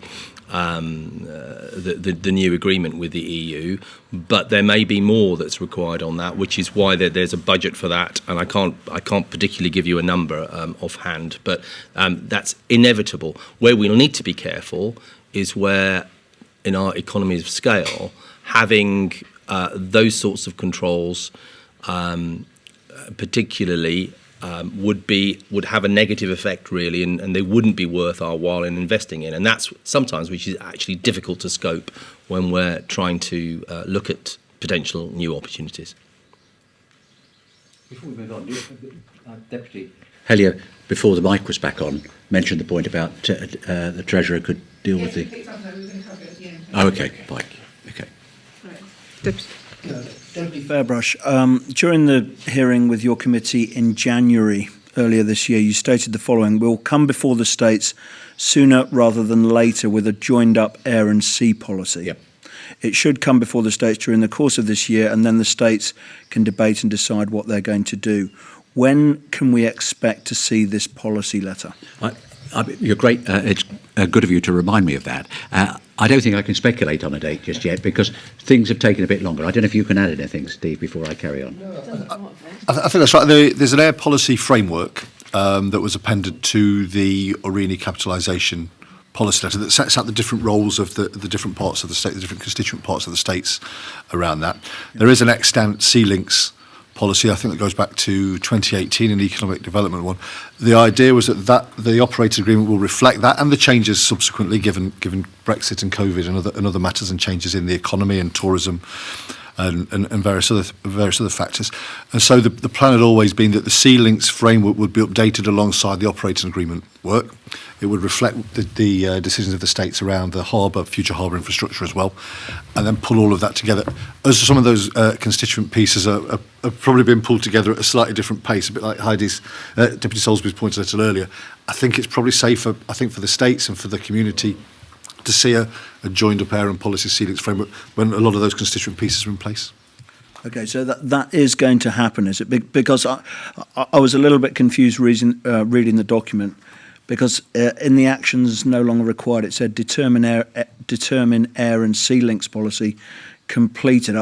I was just wondering where these policies live, because every time we ask about them, there seems to be references, and you have alluded to some of them about ramp access, route development. That's right, yeah. Of course, the runway extension potentially tied in with this as well. Yeah. So just to be very clear, air and sea policy will come back before the states as one policy letter, will it? And if I may, and if it, clearly there's work around that for the Committee for Economic Development and some of the other committees of the states as well. But yeah, the idea would be that it's all pulled back together. But the 2018 investment and connectivity objectives, I think, they are extant, and they were quite high level, and I don't think they would have changed that much around what the island and the community wants from its air and sea links. But to just finish off the answer to your question, yes, it should do. I mean, but what Mr. Wakeling is saying, we've got to wait for all the pieces of the jigsaw, not too long. We've got to wait for those pieces of jigsaw to be in, so that the states can then make a considered decision on air and sea links, because obviously sea links will affect air links and vice versa. So it makes sense for them to come before the states together. Should do or will do? Well, I think they will do. Yeah, but will do. Should. That's fine. You can stop there. But it should do and will do are not necessarily inconsistent, Deputy St Pierre, because you should do something and then it means you will do it.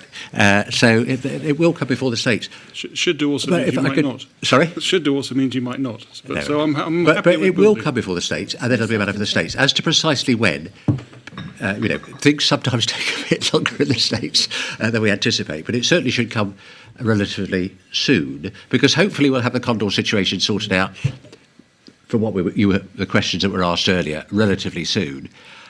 The runway extension, that's got to be, the states have got to decide whether there is going to be a runway extension or not, because that will affect various issues. So, and that should come before the states. Well, that's our economic development, really, to bring it before the states so the states could debate it. Yeah, it's later this year, isn't it? Later this year. Perhaps even Deputy Elliott might be able to answer this. If the states approve a runway extension, and I know that's a big if, we've seen perhaps, or numbers are alluding to around about 80 million. How would that be funded, and where will it sit in the current priorities? Which runway? So Guernsey runway extension, if it's approved. What do you mean, how would it be funded? It would be funded out of our capital plan in the same way as this is. Okay, and what priority, where will that sit in the current priority It's list? up to the states to decide. Yeah, that. it isn't there at the moment, and Is that- the states members need to appreciate amongst all the things that are funded in delivery mode, a runway extension isn't it, either in Guernsey or Alderney. I think. The thing is, it's obviously a very significant capital cost if it were to be approved by the states. And I think the question is, can you see any way that could go into this term's GWP, or would you envisage it to be a capital expenditure in next term? Well, first of all, we've got to get through the debate to see whether the states agree in principle that we should be doing it, and then it goes into it could be pipeline, and then it determine whether it's delivery. So it's very unlikely that anything will get to. Well, it won't be in spades in the ground or whatever we call it, tarmac on the runway before the this term. I certainly wouldn't have thought in terms of building it. But if it was to be prioritised for spending this term, would it push other things out of the plan? But it's up to the states. The states determine whether it wants to borrow more or wants to shove something aside. Right. The same goes with the dairy, really, because we haven't got that extra money for the dairy. So if we approve that, members then need to think, well, is there something else we should give, or do we want to borrow more? Well, let's just say we take the figures put forward, the highest figures. I mentioned 35 million for the dairy, 35 point something, and the 80 million. I've got no idea if that's an accurate figure, but let's just assume it is 115 million. Well, you've seen what is proposed over the lifetime of this Assembly. If the states, it would be a matter of a decision for the states, decided that those two were going to come to the top of the priority list, other things would have to be shunted aside. Yeah. Because we're suddenly not going to get £115 million, all the resources to go and do these things in early course. So But it's a coach and horses through this plan. well, of course it would. I mean, Yeah, okay. All we're I saying mean, is, Well, no, I disagree. well, it'd be a significant variation. It's a variation, but the government work plan is not a thing that's been set in stone from the beginning. It's always been an evolving. It is an evolving document and moves with what we know is happening at the time. We didn't know that Russia well, some people had an idea. They might, but Russia would invade Ukraine at the beginning of the year. So that has to be factored into any new plan, and to take approval of a runway in principle by the states would be the prioritisation without resources, and the resources would have to follow. absolutely. Which is counter to the whole thrust of this process. But no doubt that would be part of the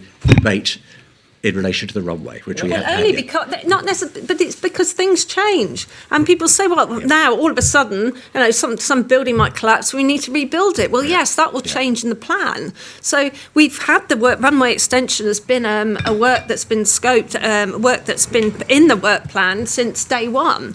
It's whether now it goes further than that and goes into the pipeline as a capital project or not, and then we have to then rebalance the plan. Yep. But it's up to the states members to decide how they want the plan to go, and it will be either amended and evolve generally, and people just keep to exactly what's in here, or they say no, this will make a difference in terms of our economy or tourism or whatever they think. So we will do it, but that will mean that the plan changes. But I think the thing with the plan, I mean, it is a tool to determine what we can do when, and making hopefully members understand where things are. It's to give them information and not working in a vacuum. And I think so much in the past members have worked in a vacuum and say, I like this and I like that, but don't see the big picture. This enables them to see the big picture, as you've shown today, and Deputy St Pierre going through all the different finances and linking it to something else. We've never had that before, and that's absolutely what we need. It's the best we've got. On that. Yeah. Oh, sorry, John. So I was going to say it's the best we've got, but I agree that if something like the runway extension was voted on by the states, it would significantly have to change the priorities of the plan. And I mean, if for some reason we weren't able to ship things in by sea, and there was some major issue there, we probably would choose to do that, and it would make sense. But that's a political decision. Where I think we've got to be careful is it's taken a lot of effort to get to this stage with government work. So when in the policy letter you say the Policy and Resources Committee considers transport connectivity and infrastructure policy has been developed, that there seems to be quite a big bit that's missing, which is namely the decision in relation to whether the states wish to proceed with a runway or not. Well, because it has been developed. It doesn't mean it's been finalised in the sense that it's like Deputy Salisbury says, things can change. The states, out of a clear blue sky, no pun intended again, could decide that they're going to do something that's dramatic. This is a flexible document. It won't be the same next year as it is this year, when we bring the proposals for revision in 12 months' time. The states will look at it. If by that time it's decided it's going to have a runway, and if I don't know where the £80 million comes from, the things always used to be cheap in Gabriel's years ago, but I mean perhaps the prices have gone up now. But in relation to that, it is £80 million. The states will have to decide it, because things will have to be knocked out, unless all of a sudden we get lots of revenue that we're unlikely to see. Deputy Hellier was itching to make a comment. I know. I just think. You asked an interesting question earlier when you were referring to me nodding about prioritising things with Jersey, and I think philosophically this is a plan for change. These are the extra things that we're doing. There's a lot of phasing in them. I think everybody acknowledges that it's too ambitious. There's no way most of this is going to get finished. So, to some extent, adding a capital project like a runway extension, and I'm not saying I'm for or against it necessarily. That can be managed by phasing other things, but everybody needs to accept that if you prioritise one thing, it's whack-a-mole. I think, as I said during absolutely, and I think that's right, and it should be part of the process for developing where we've got to here. But the reason I was nodding, I think, about the working with Jersey thing, because what's not in here is a lot of business as usual stuff, and working together on those things is all the time trying to improve that should be a priority that we all have. So I would like to see a sort of Concorde project. Britain and France building a supersonic jet was a fantastic achievement at the time, particularly because of the massive differences between those two countries. And if we could find a Concorde project to work on with Jersey, I think that would be a really good thing to aim for. Well, I don't think it would be a Concorde project that would work. Not necessarily, but it needs to be something ambitious which has an output of some sort. Can I stick with the idea of large sums of money and move on to borrowing to fund capital expenditure? So we're now told it's unlikely that there'll be a need for any further external borrowing. How close did we actually come to borrowing? Not close enough is probably the answer. You're expressing personal opinions, don't well, you? perhaps, but I'm the only one it's never come to the committee as a decision one way or the other. Right. So I'm probably the only person as the lead that can comment on that, along with the treasurer, because we had several discussions about it, negotiations with possible lenders, but the need to press the button didn't occur. Okay, and were any significant expenses incurred in that process? Not that I'm aware of. No. Okay. And does it concern you? Does it concern you that the predictions on the need to borrow now seem so far out? No, I mean, this did come up. There was quite a lot of comment in the media about this and why are the predictions not close enough and so on. But I think people really need to look.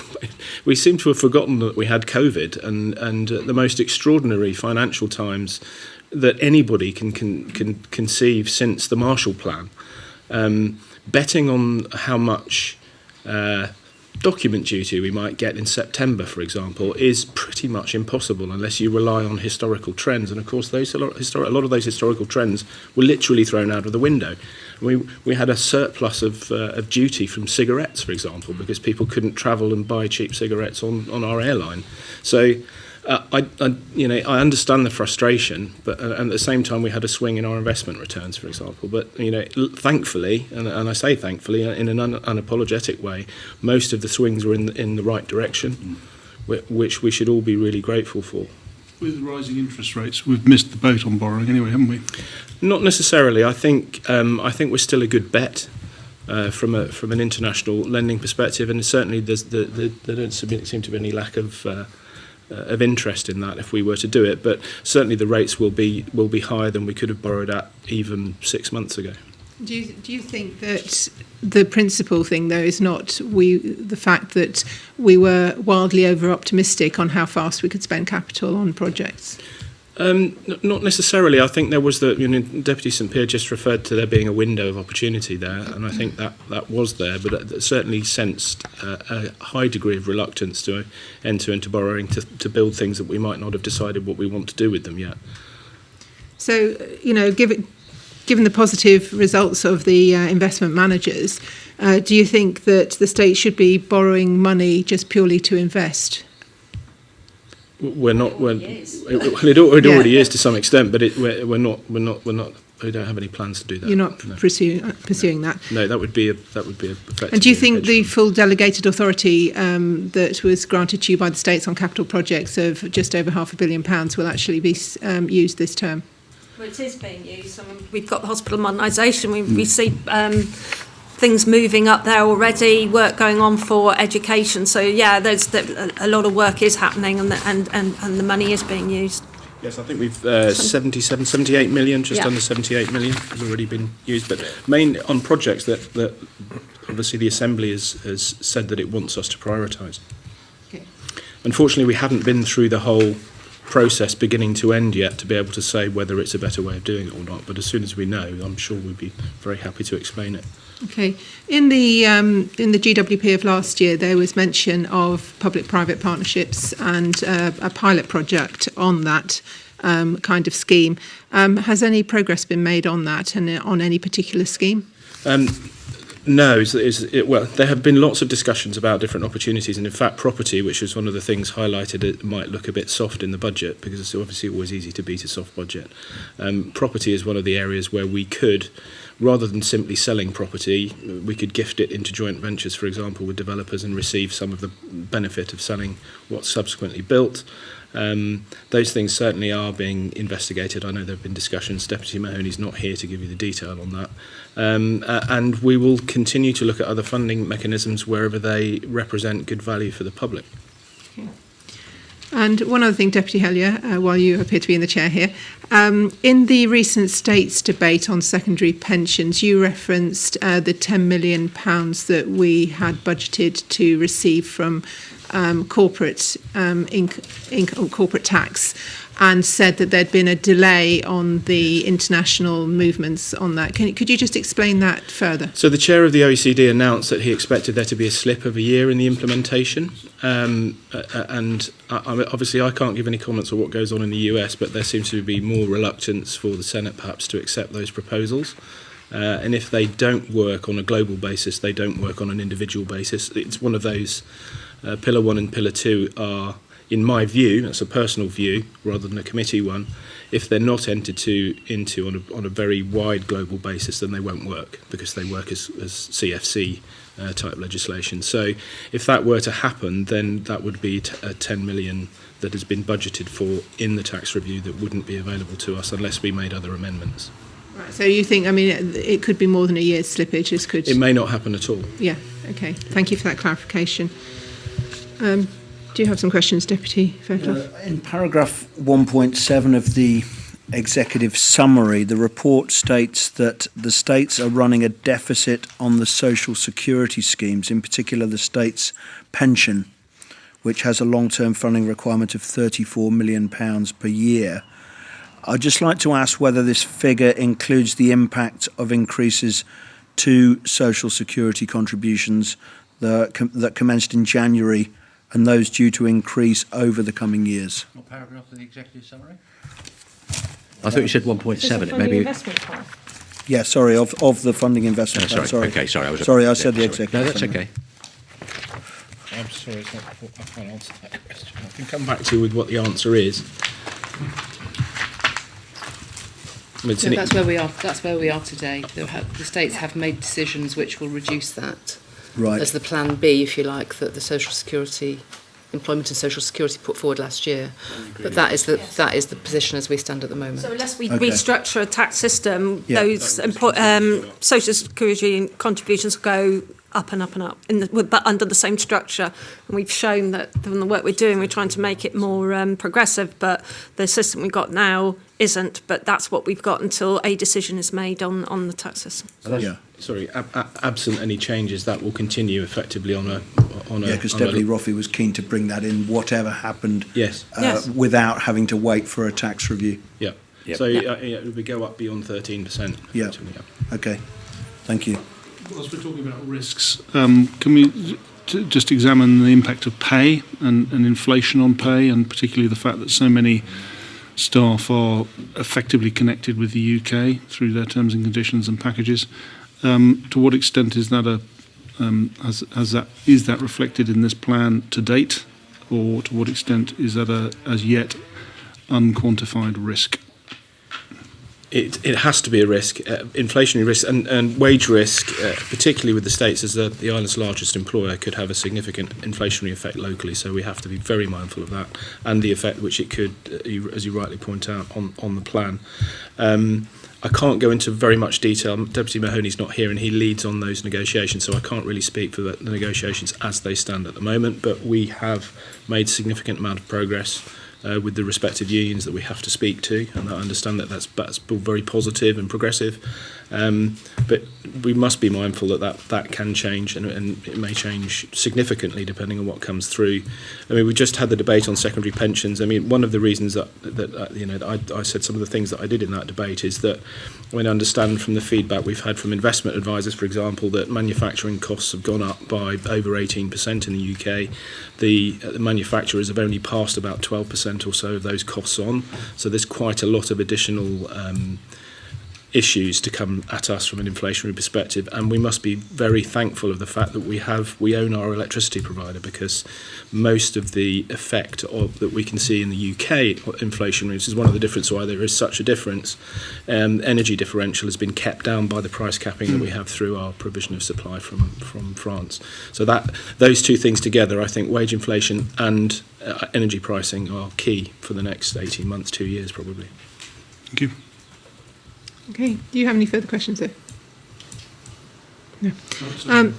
So, an extant resolution directs the states directs an increase in overseas aid from the current 0.1% of GDP to 0.2% by 2030.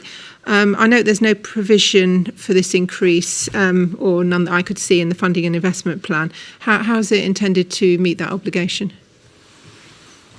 Well, it'll be a matter for the states, won't it? As individually, I mean, the states could look at it again at budget time later this year as to whether it feels that should be advanced or not. I mean, at the moment, you're right, it isn't included because that is an extant resolution of the states, which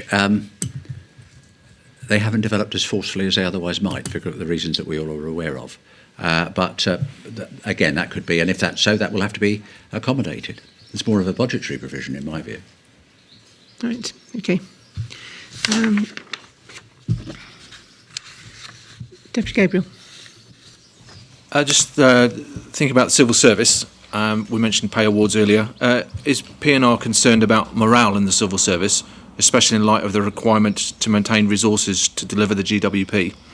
And if so, what do you consider the current situation to be, and does the committee have concerns around that regard? Well, I'm sure with any organisation, and this is a big organisation, the States of Guernsey, with thousands of employees, that morale can always be improved. But we all hear stories from different. I've heard for years as a deputy, this department is unhappy or that department's unhappy. But all we can say is that the intent of every politician, every senior civil servant, is to address issues of morale as they arise. I mean, sorry. Two points that I'd make. One, I can understand the uncertainty that the transformation programme, certainly over the around developing the customer hub, could cause issues, and I know a lot of work did go on to try and support people during that whole process, but of course that will be unsettling. But also I think people can't, we shouldn't forget the sheer impact of managing COVID for 2 years has had on the organisation, particularly on the senior staff who've really done a fabulous job. But a lot of people are exhausted still from that. They haven't had, you finish on COVID for the first round of COVID, and you go into an election, new states members, new things they want to do, trying to get things done, then more COVID and Brexit, having to do with Brexit. So there's been a whole load of pressures on the civil service to do a lot of things. And really, I'd say the work plan should help civil service in being able to manage the workload we have, because before the work plan, you've got various politicians going, we want to do this, we want to do that, and staff being pulled from pillar to post. The work plan absolutely helps staff to focus on the things that have been agreed should be done. So in that way, I'm hoping that helps civil service in what they do, because it's the whole moving from one thing to another can cause instability and not knowing what they should be focusing on. But at least they can use, for very much we say this is a tool for politicians, it's very much a tool for the civil service to be able to put forward, say, well, yes, you might say that you want to do that, President, etc., but this is the priority and this is what we're working to. So it kind of, in many ways, can help empower people, both politically and at officer level. Thank you. So what is the current situation regarding the appointment of a permanent chief executive officer, and when can we expect an announcement? This morning, do you want to? We did. Been doing a lot of work from a job spec point of view. That's been agreed by P&R. We're currently working on the comms around that. I think we'll have a discussion tomorrow about this, but we're looking to start the process publicly, as it were, in the middle of next month. So with a view to an appointment middle of July, late July, By the end of middle, July. yeah, late July. All things being well. Thank you. I'd just like to go back to the top 10 action list, because obviously that's where a lot of the focus is going to be, I would imagine, leading up to and in the state's debate on this. Admittedly, that they're all important, but is this list a matter of political decision rather than a decision based on the assessment of tangible benefits? I mean, how political was it to come up with this particular list of 10 items? Because it's very difficult to say that anything involving politicians isn't political, but it takes into account the resources we have and saying, right, there'll be people say we want to do all these things, but it actually uses all the same people. You've got to balance. You could say, well, all right, then if we only want to do these things, so we won't do any of that and we'll get rid of all those people. But we say this is about balancing the resources we've got and saying what are the priorities of different committees. And so some people will say, no, we don't think we should look at blue and green economy, but they might want to say we want to look at more things that relate to the actual monetary and the financial economy sort of thing, but then they've got to think about, well, where are we going to get the resources to do it? It's about managing the resources that we have. So that's very much that. But I would, I think they're all key areas that we should be focusing on. For me, there might be some areas I would want to be more focused and say, instead of doing this big wide bit of work, can we look at this smaller amount of work? But this is a good start. It's all. At the end of the day, we have a consensus system of government, and that's what you've got to work with. Whether certain politicians like it or not, that is what we have until such time as we don't. But I think you've hit on a really important point, Deputy Salisbury, and that's that the resources, particularly the staff resources, as we've already touched on, are often the same people across a lot of these areas, and we're looking at the same people time and again, and expecting them to deliver things. I mean, the top 10 actions in the first 6 months, was that realistic? Yeah, and I think it's shown quite a lot of progress on that. I think more progress was achieved by doing it that way than would have been if we hadn't had top 10 actions. I think the resources could have been spread much more widely, and we wouldn't have had that real concentration on those top 10. Some areas, like the development agency area, probably were slower than others, but a lot of stuff has been done because people have known it's a top 10 action. I think that will probably develop even more for the next year, particularly as we have the resources getting tighter. Whatever action the states decides on 28th, 29th of June when we debate the government work plan, I think the civil services people that we've talked about, and there aren't that many of them, and they are stretched, would expect us, that's a collective us, all of us that make the decisions, to be consistent and cogent and make sure that we don't then say 3 months in, unless there is something that comes out that nobody can reasonably foresee, that these are the action plans, these are the ones that should be addressed, and let them get on and help us make the policy. Policy and Resources agree in 7.6 that additional resources to be redeployed from other areas, touching upon what we're discussing here, towards housing matters. And I don't think there'll be many people in this room that disagree that that is an absolute priority. Are those other areas overstaffed, or will business as usual and committee work suffer as a result of the redeployment of staff to serve that particular work stream? Resources, as I say, resources are tight. It's where we see that there will be flexibility, and where we can move people from work that they might have been doing previously in terms of policy development. We assign them elsewhere. What does work much better now, and the change that the interim CEO has done, is have the committee secretaries report through to the policy team, the head of policy, whatever the title is. Anyway, basically the person who was the lead on developing this policy letter. So the policy link is much stronger than it was before, and it was reporting in a different line, which didn't make sense. This helps in terms of the coordination and policy, and I think the committee secretaries have been very good in working together with that policy head of policy to make that happen. So I think that makes it far more joined up. And the committee secretaries working very closely together in a way which is really good for the states, instead of having it works against that silo way of working. I think that's one thing we've always been having to battle against and manage, but I think that is one change that's been made that will help. And has helped in the development of this policy letter, because there'll be committees who will have wanted to do lots and lots of things, and they're being, have been advised throughout the process, look, you can't do everything. It's about managing what are the key things that you really want to do, taking into account, yes, policy development, but also BAU. Deputy Hellier has already used the words too ambitious, potentially, this plan.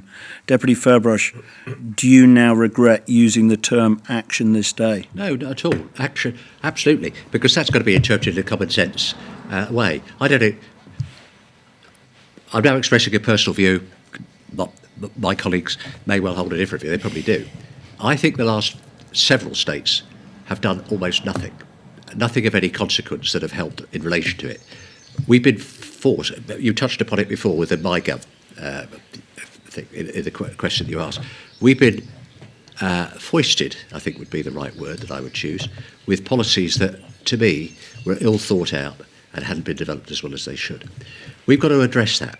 Now, I, as an active person, would like to get on with things much quicker than we can.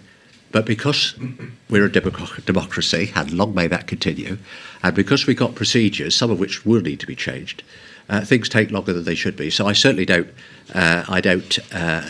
regret that phrase at all. And I would ask you, Deputy Fairclough, and all your colleagues on scrutiny, and all the other members of the states, to try and get some action this day, rather than we always talk things and take too long to make decisions.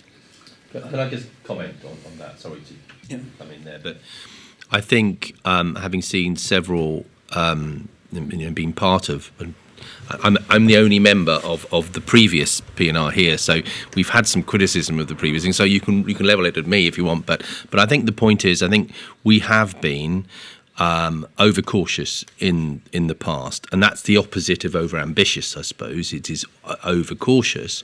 Trying to get to the right balance is one thing, but that's not the only, ambition or a proper degree of ambition isn't the only thing that might hinder your progress. It's circumstances around you outside of your control. And of course, economic and other social circumstances in the last few years have come upon us in ways that we weren't expecting, no one was expecting, and that's already been reflected then. So I don't think that...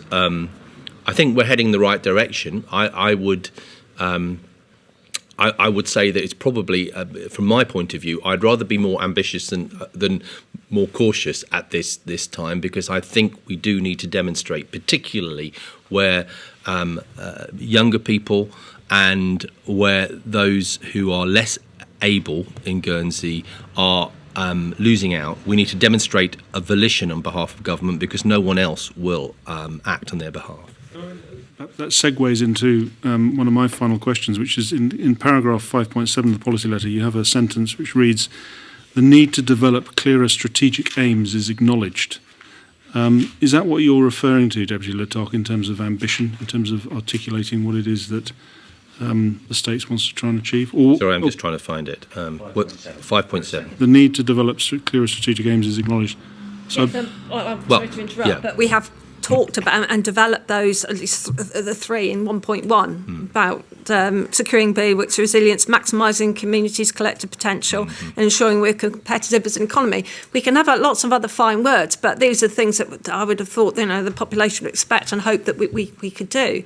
We've got a plan that we talk about, is it ambitious, have we put too much in it? But it has been resourced, a lot of work behind the scenes with Steve here, Beth Ann, and policy lead, to really make sure, with all the committee secretaries, with the committees, to make, can we resource it? But there is BAU. There's other things that happen all the time. Things happen that need to be managed, and we don't live in, you know, in this little bubble where nothing changes.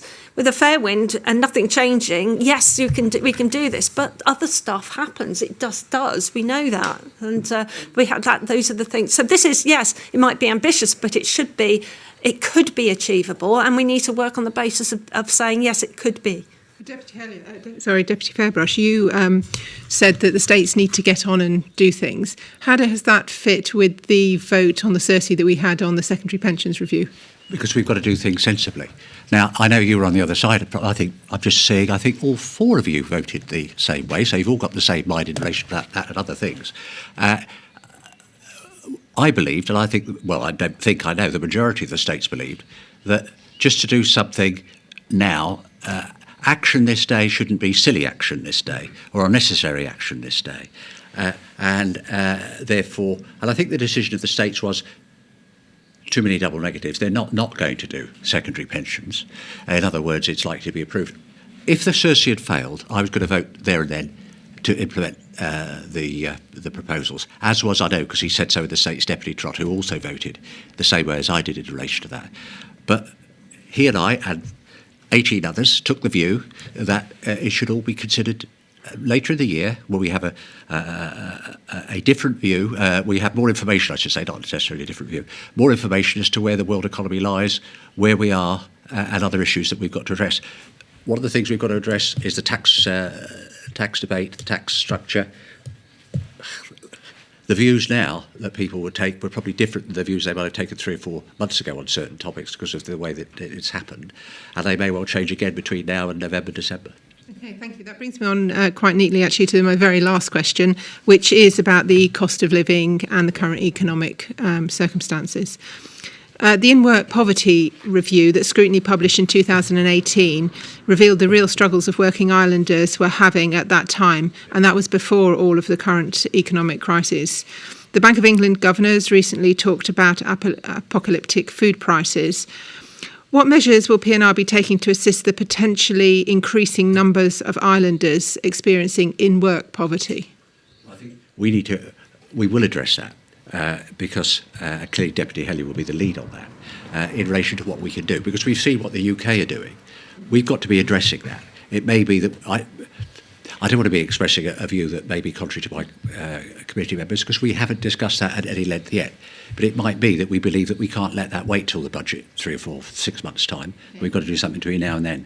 But whatever we want to do is make sure it's a considered view and something we can realistically afford. Well, for me, it's not just for PNR, and certainly the growing inequality on the islands has been a concern of mine for a while, and I'm trying to, I've said that publicly before, but there are aspects of what's already happened, what's been done was changing the family allowance system, so we've got reduced doctors' fees for children and free dental checkups that weren't there before, but that was done through cross-committee working last term. There's the work that Health and Social Care are doing, which started last term on primary care, about how we can make that more affordable, because we know that's a big issue, but also housing and the work being done there, because a lot of the costs for people, biggest amount of costs are in housing, and as you'll see, one of the actions in here is around what policy levers and stuff that we can do to support people on that front. I mean, I can't say all the detail behind that at the moment. Haven't been involved on that side of things, but those are the sort of things that we do need to look at, and a view to what is actually happening on the island rather than what's happening elsewhere in terms of cost of living. We've got to actually make sure what we do is the right thing and we're targeting it properly. We've got Employment Social Security looking at the economic indicators, and the work they're doing from a benefits point of view, I think will go some way to supporting it, and I think that's coming. Is it later? It might be later this year in terms of what they see that the balance should be on that side. So it is not a PNR necessarily. There might be short-term input that we can make just to tide people over if we're finding things really get out of hand here from a cost point of view. But it's definitely a whole state's approach that's needed. Sorry, do you mind I just ask a follow-up on that? Is it not inconsistent for government to be increasing waste charges in the middle of the cost of living crisis. That's something that's directly under our control, and yet we're choosing to do that now. Well, that will be an issue I would have thought, for the committee concerned putting it forward, and you might well be right, but that's not... They've made the decision. And yes, they have. But the same goes for energy, which is more significant, I think. Can I just finish up with one supplementary to my last question, because we're now past 4 o'clock. Looking at the resolutions to be rescinded in Appendix 9 of the policy letter, number 9 is about overcoming poverty, intergenerational and intergenerational poverty. The reason given by PNR for rescission is that new policy is now done through the GWP. Can you tell me how this important work is being picked up, especially given that it is more pressing now? Yes, through what I've just said that just now. Various strands being brought together. As I say, it's something that's of specific concern to me, so I have been keeping an eye on it myself, and certainly through the government work plan, it was definitely a theme that I wanted to make sure that we were absolutely focused on that before actually all these headlines and what's specifically what we've been seeing happening in the UK, and before Russia invaded Ukraine. It's definitely something that is of concern to me, and that's why it does run through some of the elements in here, but it's not just me. It's just knowing that if we don't deal with that, that causes more issues down the line. So, and it is a policy and resources resolution, Absolutely. but it does bear on obviously the Committee for Employment and Social Security. Can you tell me why no consultation was undertaken with that committee about rescinding this resolution? That is not what I'm aware of, because, as you say, it's the committee authority and sponsors of PNR and ESS, and so I would have assumed that they would have been involved in that. I mean, it doesn't. If ESS want to keep it, that they can. I mean, I don't think it's a big issue, quite frankly. We could keep it back in. But that work is already happening anyway. That's all we're saying. So it's not going to stop that work. It's just that we don't think it's duplicating what's already happening. And I can assure you that that's not going to disappear. Okay, thank you. Right. Well, that's all the questions we have. But before we wrap up, if Ms. Haynes, did you want to just pick up on that point about education that you mentioned previously? Yes, so it was just going back to the table in 4.8. I think there were two observations. One was the additional 5.1 million, 5.01 million for education. And note 5 below, when I've gone back and totted it up, there's a combination in there of one-off expenditure and ongoing expenditure. If you look at the one-offs plus the ongoing for the years that are mentioned, it does come back to the just over 5 million that's mentioned there. And then the second point was around that table not tying up with the annexes. And the reason for that is because what's shown in the table in 4.8 is for the full period of the F&I plan, so including 2021. And what's included in the annex is just future expenditure. So, for example, if I give the example of the investment in the finance sector, 500,000 was spent in 2021, plus the 2.5 million that's shown here takes you to the 3 million. Okay. So one final question from me. What is the current state of progress and timeline for the implementation of the IPSAS? Yes, so you'll see in the accounts that were published last week that there's a commitment, there's a time frame in there now to full implementation by the 2024 accounts. You see that the whole list of the evaluation of fixed assets for the first time, which makes interesting reading. Yeah. Well, So next year they will be on the face of the balance sheet, but they're just included as an appendix this year. Okay. Thank you, everybody, and thank you to all the witnesses for attending and increasing the public awareness and the understanding of the work that the Policy and Resources Committee does. Thank you to the members of the media for attending and to those members of the community tuned into the live stream. Scrutiny undertakes regular public hearings with all principal committees to increase public understanding of key areas of government and enhance openness and transparency. And details of future hearings will be announced on the Scrutiny website and on its Twitter account. And so the hearing is now closed. Thank you. Thank you.